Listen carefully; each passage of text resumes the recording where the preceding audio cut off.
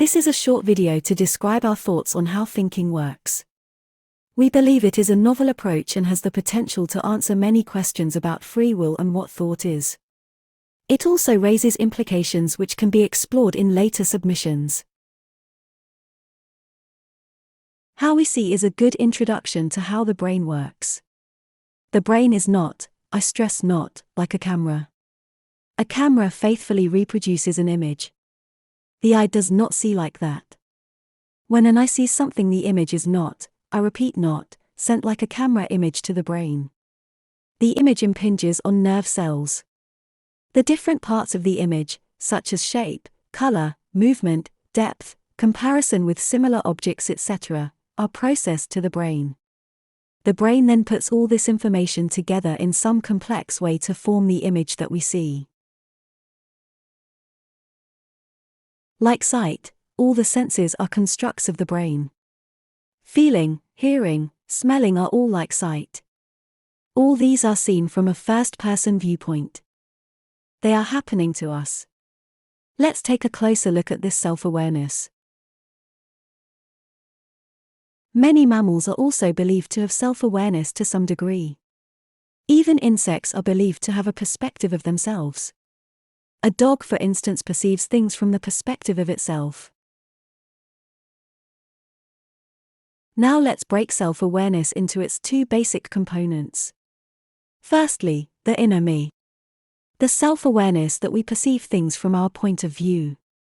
Secondly, is the complexity of this self-awareness. The intelligence of this self-awareness. The two tend to be mingled in most thinking, so the province of self-awareness tends to be labeled a human quality, because humans are highly capable in both. Aspect 1, the self-awareness, is the most extraordinary of these aspects. The mental construct that there is a self, a driver, a consciousness. So let's take this aspect 1, the self-awareness, and separate it from aspect 2, the complexity. An example is pain. The pain happens to us. We feel pain from our perspective. So even though we do not know how it works, we now have something where there is from a self-perspective, but is not intellectually complex. Mammals such as dogs feel pain in a similar way to humans. They have a self-awareness of the pain. They have this subjective experience. So the most incomprehensible and extraordinary part, that is the self-awareness, is not just a human quality. Self-awareness, this ability to feel things from our own perspective, is in humans and in animals. But we know a computer does not have it. If you hit a human or a dog, they will feel the pain from their own perspective. They may say ouch, but they have the pain happen to them. If you hit a computer, it can be programmed to say ouch when it is hit, but there is no self or any perspective. The self-awareness in our brain happens about 0.3 to 5 seconds after a decision or feeling is made. This is called the readiness potential. This implies that the decisions are made in another portion of the brain and then transmitted to the self-awareness portion. Let's call this other part of the brain the intelligence portion. This intelligence portion or subconscious actually drives everything. The intelligence of the brain's self-awareness depends on the power of the intelligence portion feeding the self-awareness. It feeds the self-awareness portion. The higher the intelligence portion feeding the self-awareness portion, the more complex the self-awareness appears. For example, a dog and a human may have about the same self-awareness. But a human will have a more powerful intelligence portion feeding it. A simple analogy is a desktop computer and a computer monitor. The computer is the intelligence portion and the monitor is the self-awareness portion. The computer portion of the brain generates and coordinates all the creative, cognitive, emotions, decisions, memory, input, etc. And then feeds the appropriate ones to the monitor, which is the self-awareness, and all these appear as conscious thought in the self-awareness portion. Basically, the self-awareness portion takes the input from the intelligence portion and creates a perspective change, so that is it from my own viewpoint.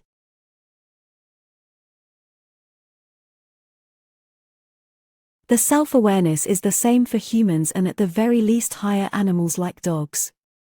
Let's do a thought experiment. Let's take a dog's intelligence portion and feed it through a dog's self-awareness. The dog thinks of itself as a dog. Okay, nothing unusual there.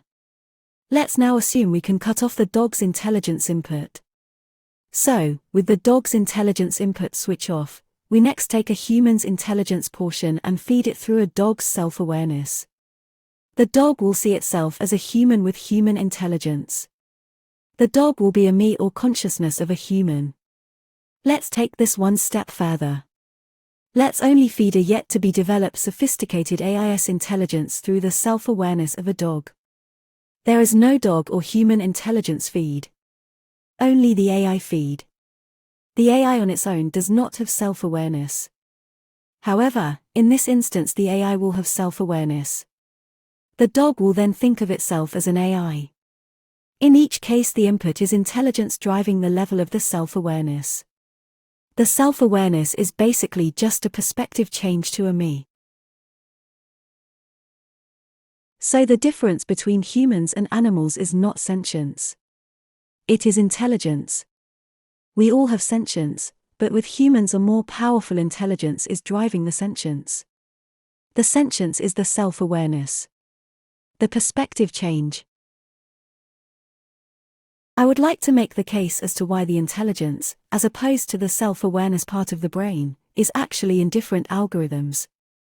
The reasoning is as follows. Firstly, there does not appear to be any difference between a higher mammal's and a human's self-awareness. The self-awareness or perspective change to a me is the same for both. The difference is the intelligence feeding this perspective change self-awareness. Secondly, there is a delay in this self-awareness of about 0.3 to 5 seconds after the computer or intelligence part of the brain has made the decision. This implies the true decision maker or intelligence is fed to the self-awareness. Therefore, they appear to be different features of the brain with the intelligence part feeding the self-awareness.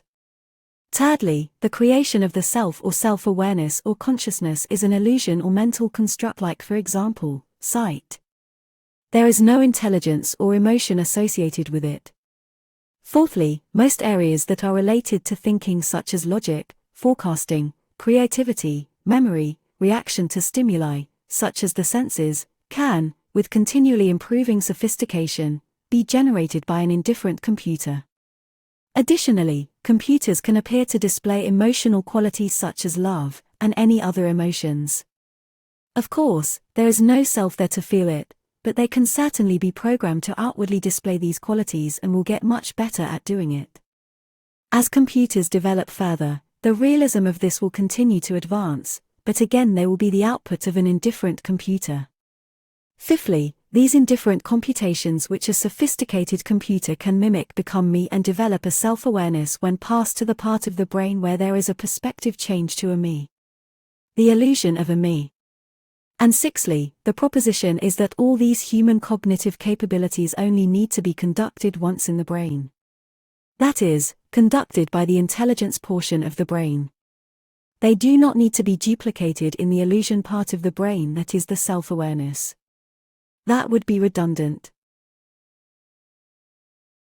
These intelligence algorithms generating cognitive emotional capabilities are indifferent. They are like the computer or AI generating them all. But, when they are passed to the subjective experience part of the brain they change perspective from indifference to a self. The subjective experience does not in any way manipulate the input from the intelligence other than changing the perspective as though there is a me, a self, and thus create an illusion of an awareness which we know as sentience or consciousness.